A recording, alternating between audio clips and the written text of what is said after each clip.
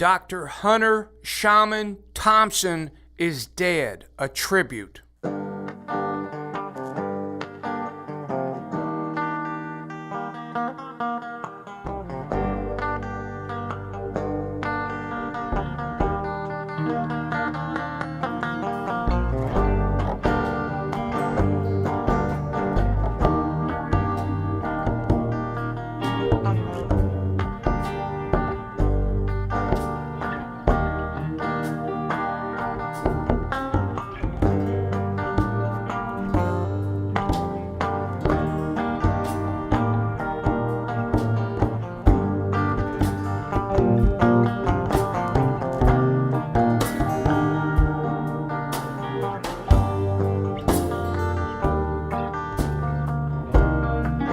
My friend and hero Hunter S. Thompson is dead. I followed his life and work from the release of Hell's Angels till now. I will continue to follow it. My friend Gene Williams and I sold Hunter's books. We sold the first Rolling Stone magazines in the underground bookstore for madmen only, and in the head shop, The Store. We operated on South Limestone in Lexington, Kentucky. I never dreamed I'd eventually work with Hunter and with members of the Beat Generation, Allen Ginsberg, William S. Burroughs, Herbert Huncke, Gregory Corso, Lawrence Ferlinghetti, David Amram, Diane DePrima, Mary Baraka, and others. Their works changed my life. Dreams do come true. Hunter shot himself. He is gone. Gone. He died in his kitchen in his cabin at Owl Farm, Woody Creek, Colorado. I read his Nixon obituary. He was a crook, and other works to him in that kitchen. I took my children to visit him. He loved young people. He loved his family. I drank and did drugs with him. We watched basketball one night years ago in early May. My son Nathaniel and I arrived, driving 24 hours non-stop from Kentucky just in time to watch the NBA playoffs with Hunter. Don Johnson called several times wanting us to come over. Kentuckian Rex Chapman was playing for the Phoenix Suns.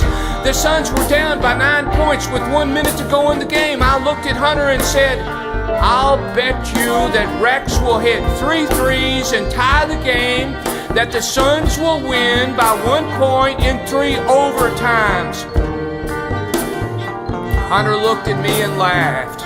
Rex hit 3 threes and tied the game, but Phoenix lost in 3 overtimes by 1 point. I got damn close. Hunter paid closer attention to me after that. We talked about life, about our families, about literature. Hunter was a good, kind man. He was full of life. He was tough. He was a real human being. He was spirit, Holy Spirit, no matter what anyone says. Hunter is one of America's, one of the world's greatest writers. He stands shoulder to shoulder with Mark Twain, John Steinbeck, Jack Kerouac, William S. Burroughs, all 5 America's best prose writers, bar none.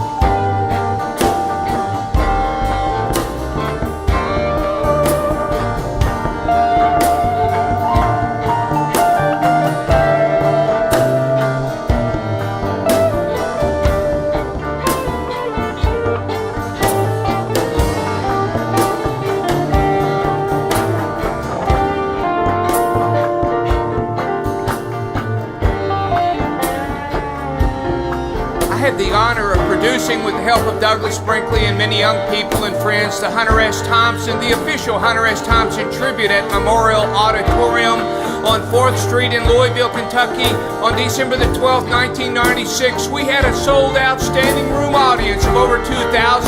I brought in Hunter, his mom Virginia, his son Juan, the sheriff of Pitkin County, Johnny Depp, Warren Zevon, David Amram, Douglas Brinkley, Roxanne Pulitzer, Harvey Sloan, Susie Wood, and a bluegrass band, and many more. The mayor gave Hunter the keys to the city. The governor named Hunter Johnny Warren, David Doug, and me Kentucky Colonels. It was a spectacular event. Hunter is one of America's, one of the world's greatest writers.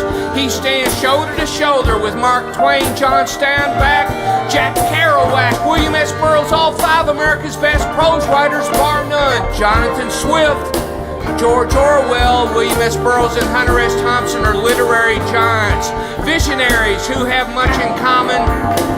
People continue to say that there will be no audience for Thompson's work, that no one will understand or care.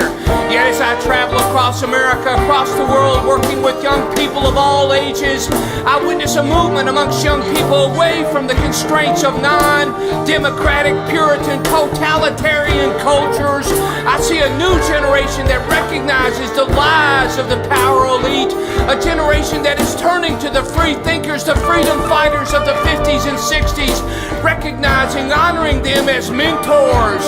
Art is a kind of innate drive that seizes a human being and makes her or him its instrument.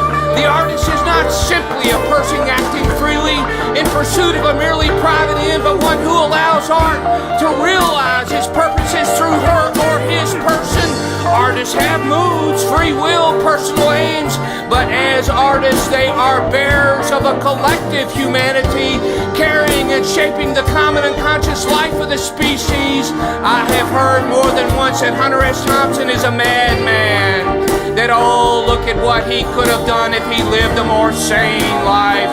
Nobel Prize winner Elie Wiesel, preeminent Jewish author, recipient of the Nobel Peace Prize, in The Town Beyond the Wall says, Mad Moshe, the fat man who cries when he sings and laughs when he is silent. Moshe, I speak of the real Moshe, the one who hides behind the madman, is a great man.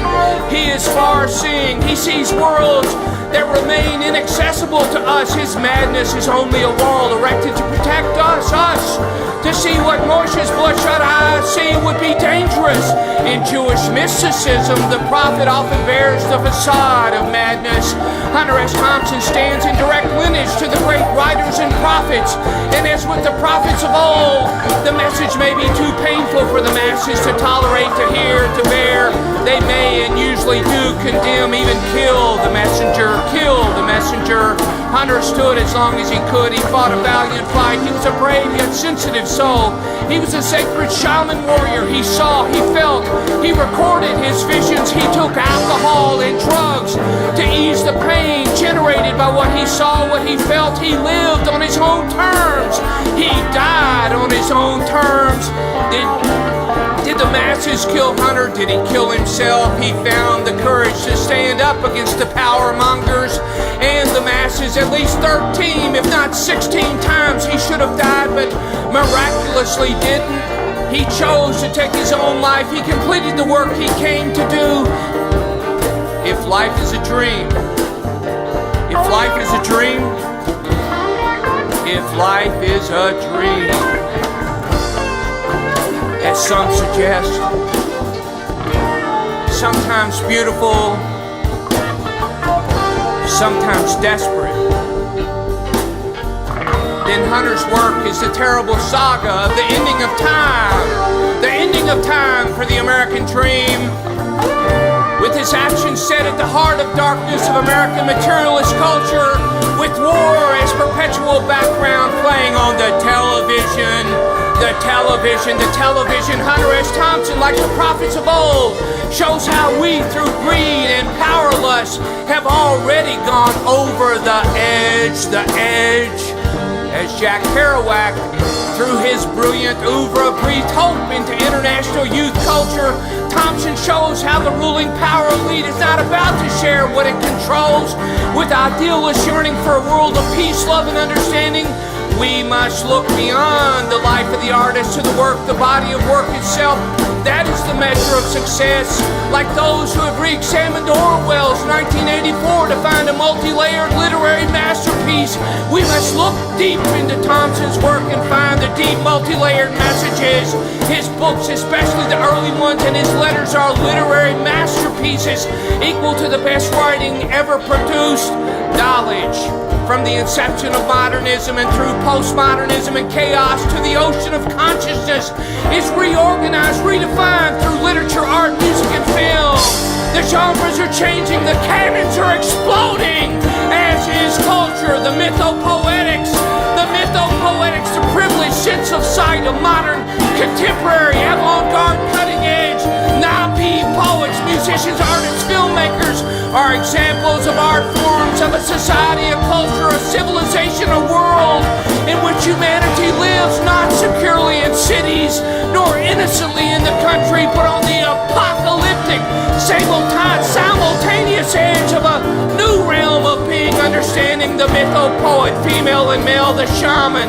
Hunter S. Thompson returns to the role of prophet-seer by creating myths that resonate in the minds of readers, myths that speak with the authority of the ancient myths, myths that are gifts from the shadow, gifts from the shadow, the shadow.